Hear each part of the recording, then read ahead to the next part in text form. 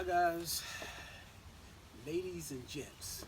This is Carolina Downrange again. I thought I would add an update video or another new video, some new content to my channel since I had a little spare time this week, and introduce you guys to the newest addition to my arsenal. I have just picked up, well, within the past month, a month and a half, what I feel like is going to be my last air gun. I always wanted to try and experience the FX air guns, and so I set my sights on this bad boy, and I have added this one to my collection. The Black Pepper 177 Crown Mark II. And after, I guess, about 4.5 months of being on the waiting list, I finally got my Arken Gen II in mill. So I have made it the 2, and this is probably now the most advanced setup that I have in my collection.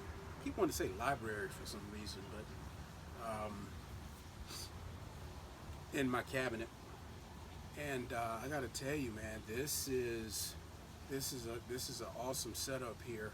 I got the crown in, and one of the first things that I was extremely surprised about was the weight of the gun, or should I say lack thereof. It is very light compared to my Wolverine and my S510. I was not expecting that at all. It's a welcome change. It's easier to maneuver, and it's just a gorgeous piece altogether. But every time I pick it up, especially with it being a laminate stock, you would immediately think that that's going to add more heft to it, but it does not. They've achieved excellent Manelli stock with probably 3/4 the weight of the Air Arms S510, which is in my collection is also the laminate. You can check the specs on them, but I think this crown comes in at, I don't know, 6.8, somewhere around there, 6.4, and the S510 is like 7.8 easily. So even with the Arken SH-4 Gen II on top of it, which is one of the heavier scopes out in the market, I guess until you get up to, extreme long range, $2,000, $2,500 plus, and even then you can find some that's lighter than this one. But even with this sitting atop the crown, it's still lighter than my S510 with my Taurus sitting on top of it, which is made by Vector Optics, or Tag Vector, as most of you may know of it. But anyways, this guy, fully tricked out. I got the additional package of the throw lever and the bubble level onto it, because I had sat in the queue for so long, along with a lot of other customers. Arken threw in, as a thank you for our patience type deal, these very nice and very secure rubber lens caps, and I mean they're secure. If you have an SH-4 or you have one on order and haven't received these lens caps, yet it'll take an effort to get them on the tube at both ends. They're very, it's a soft rubber, um, but it's very tight. Once you get them on, you're probably not going to be able to get them off without a huge effort, and maybe even risk marring or scratching up your finish on your scope if you're not careful. But adding that, tell you, they did very well. So that's my newest setup. I think it's going to be probably my last setup. I have 3 air guns at this point in the 177 caliber, and one which is my Hudson Neutron Star in .22, and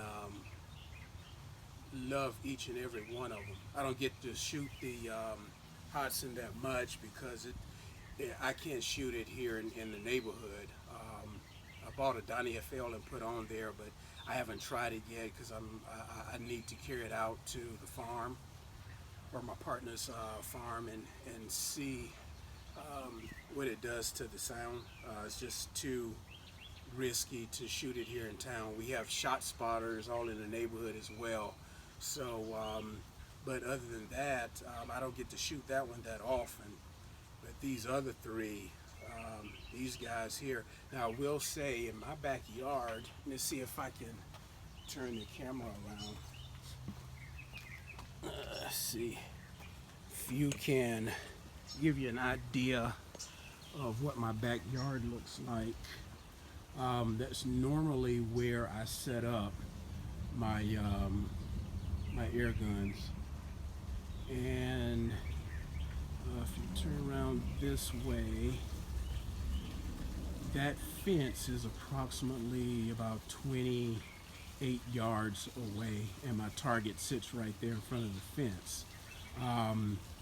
Here, I don't know if you can see that, we'll walk over here. But here is where I have my bird feeders. You see that one there. And I point that out because I use my air guns to keep the squirrels from eating me out of house and home in terms of my bird feed. Well, this smaller bird feeder right there, you can see it right there in the middle of the picture, from my garage, I would say is about, looks to be, I'm guessing about 20, probably about 20, 25 feet, somewhere around there. And here's the door area. This is where I'll post up to take a shot at any squirrels that are hitting or raiding my bird feeders. But that particular bird feeder right there, the smaller one, being about 20 feet away, maybe 22 or so, I am unable to focus with my Arken. So if you guys are anybody that's planning on picking that up, and you may have a short, there's a blue jay. You may have a short, where you at, little guy? There he is. You may have a short range backyard like mine. Just be cognizant of that. Be aware that it only parallaxes down to 25 yards. So even if I'm looking at the farther bird feeder, I can get not quite a clear picture, in focus picture, but I certainly can't get one right there at the smaller bird feeder with that SH-4. So I have to bring up my S510, which focuses all the way down to 10 yards, if I'm gonna, be targeting any squirrels. Now from back here, let's see, from my table here, all the way back to the fence, which here again is about 28 yards, I can get an in focus picture on my SH-4. So, which here again is pretty close to what the specs are. Okay, sorry about that. Phone ran out of storage. All right, so this is my second one. But as I was saying before the video stopped on me, the specs on the Arken SH-4 has our parallax focus down to 25 yards, I believe. So it seems to be right in line with what my distances are in my backyard. So here is the inside of my garage, which is where I'll post up to target any squirrels back there. And from this vantage point, I can only use my S510 for both feeders, the one at the tree and the smaller one, if you can see it there, right there in the center of your picture. The Arken on my crown will not give, will not focus down that to that distance. So I'm really limited on that one to doing my target shooting in the backyard. Let me see if I can. I'm gonna take this off the tripod right fast, and we'll go back.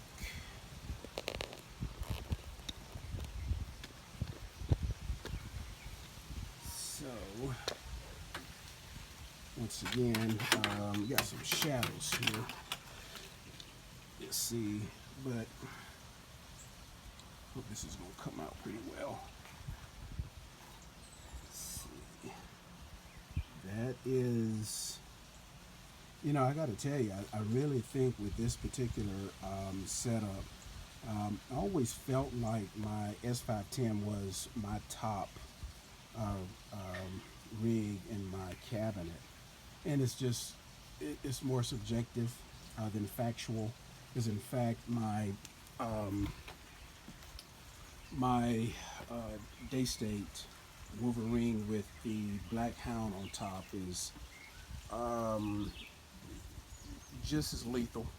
It's just as accurate, and may even have a better scope on it than the Tag Vector that's on my S510. But you know, I just kind of felt that was, you know, that was my go-to. With this bad boy, I think this is sitting on top of all four or all three of my air rifles. I mean, arguably, you have the best sub $500 scope on the market. There's the aesthetics on it. I love the large turrets. They're tight, so, and they do not move, and they line up. I know I've heard other guys talk about this, like Cyclops Joe, but they line up dead nails with your indicator down here, or your revolution indicator. And that's something that has always, I've always had a pet peeve about. If you got a line indicator down there and your mark doesn't line up with it, may not affect anything at all. But for me, I like everything to be as perfect as it should be. But I think this is the king of the hill. I really do. Especially with the lighter package that comes with it. You know, when I pick up my S510, it feels like a firearm. I mean, it's just as heavy as a firearm. This one here, you can maneuver around a lot easier. You don't have to use all the strength, you know what I mean, in your arms to move that bad boy around. And who can argue with the lethal accuracy of the FX crowns? Even the most of their top tier guns, as far as I can see, their Impacts, their Mavericks, all of them, they're just known for their lethal accuracy. And then you put that Arken SH-4 on there, and I'm telling you, man, this is a top-notch setup here, top-notch.